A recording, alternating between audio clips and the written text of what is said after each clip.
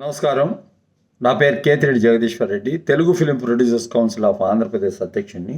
నిన్న అసెంబ్లీలో రేవంత్ రెడ్డి గారు తీసుకున్న నిర్ణయం, బెనిఫిట్ షోలు కానీ అదేవిధంగా స్పెషల్ షోలు కానీ ఇంకా ఉండవు, రేట్లు పెంచే విధానానికి మేము స్వస్తి పలికామని చెప్పడం, అదేవిధంగా కోమటిరెడ్డి వెంకటరెడ్డి గారు కూడా ప్రకటించడం చాలా హర్షదాయం అని చెప్పవచ్చు. ఎందుకంటే చిత్ర పరిశ్రమలో దీనివల్ల జరిగే మేలు ఏ రకంగా లేనప్పటికీ కూడా ఏదో రేట్లు పెంచుకొని మాకు అంత కలెక్షన్ వచ్చినాయి ఇంత కలెక్షన్ వచ్చినాయి అని చెప్పుకోవడం అనే దానికి ఒక స్వస్తి అనేది జరిగిందని చెప్పవచ్చు. ఇది రేవతి మరణంతో చిత్ర పరిశ్రమ బాగు కోసం జరిగే ఒక సంఘటన అని చెప్పవచ్చు. ఎందుకంటే హైదరాబాదు సినిమా కలెక్షన్లకి ఒక హబ్బులా ఉంటుంది. ఈ హబ్బు అనేదాన్ని మేజర్గా ఏంటంటే ఆంధ్రప్రదేశ్ 60% వస్తుంది కలెక్షన్ రీత్యా, తెలంగాణ 40% ఉంటుంది. అటువంటి 40% కాస్త ఈ మల్టీప్లెక్స్ల వల్ల ఎక్కువ మల్టీప్లెక్స్లు ఏర్పడిన కారణంగా చాలా కలెక్షన్లు హైదరాబాద్ నుంచే కూడా పికప్ చేస్తున్నాయి. కాబట్టి ఏంటంటే ఈ విధానం రద్దు వల్ల లాంగ్ రన్ వస్తుంది, థియేటర్ల ఎగ్జిబిటర్లు కూడా బాగుపడేదానికి అవకాశం ఉంటుంది. ఎందుకంటే ఇది 3 రోజులు 4 రోజులు వేసేసి వాళ్ళకేమో రెంట్ల రూపంలో చాలా తక్కువ చెల్లించి వీళ్ళు మాత్రం ఎక్స్ట్రా డబ్బులు వసూలు చేసేసుకొని పోతున్న సంఘటనలు మనకు తెలిసిన విషయమే.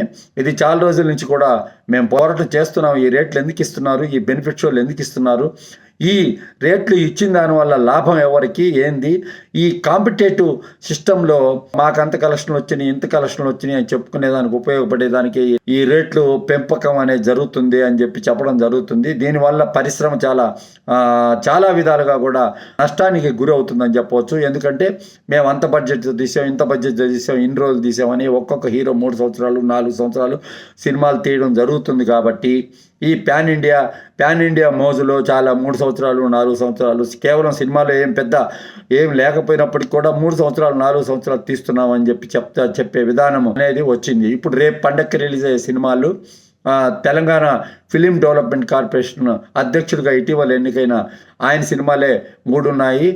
అయినప్పటికీ కూడా వాళ్ళకి తమిళనాడు అయితేమి శంకర్ డైరెక్షన్ చేశాడు కాబట్టి తమిళనాడు అయితేమి ఇతరత్ర అన్ని రాష్ట్రాల్లో కూడా గేమ్ చేంజర్ అనే దాని కలెక్షన్లు ఉండొచ్చు. ఈ నిర్ణయం మాత్రం మంచి నిర్ణయం.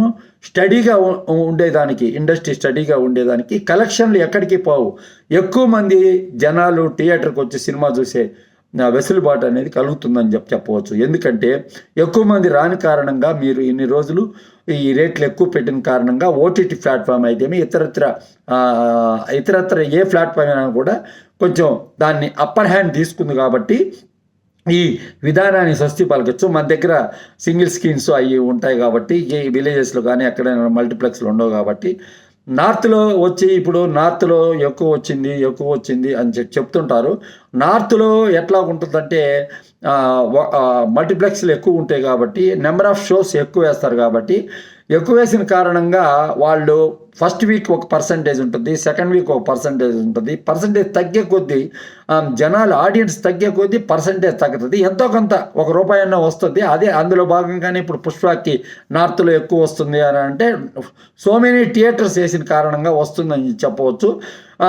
అంటే సినిమాలు కూడా లేక ఇది సో మెనీ థియేటర్స్ వస్తున్నాయని చెప్తున్నారు. అది ఎంతవరకు ఇప్పుడు మనం ఒక రకంగా చెప్పాలంటే 600 కోట్లు వచ్చింది అని అనుకోండి, నెట్ 500 కోట్లు వచ్చింది అనుకోండి, దాంట్లో పర్సంటేజ్ అది ఇది అన్ని తీసేస్తే అంత కలెక్షన్ ఆయన కొన్న 200 కోట్లకి ఆయన కమిషన్ రూపంలో ఏదైనా రావచ్చేం. కానీ ఈ పరిస్థితి ఇలాగా ఉంది. కాబట్టి రేవంత్ రెడ్డి గారు తీసుకున్న నిర్ణయాన్ని పరిశీలించి ఆంధ్రప్రదేశ్ ప్రభుత్వం కూడా ఈ రేట్లు పెంచేదానికి ఎవరికి బెనిఫిట్ చేస్తున్నారు, ఎవరి కోసం ప్రీమియర్ షోలు వేస్తున్నారు అనే దాన్ని ఒక్కసారి ఆలోచించి నారా చంద్రబాబు నాయుడు గారు కూడా ఈ విధానానికి స్వస్తి పలకాలని చెప్పి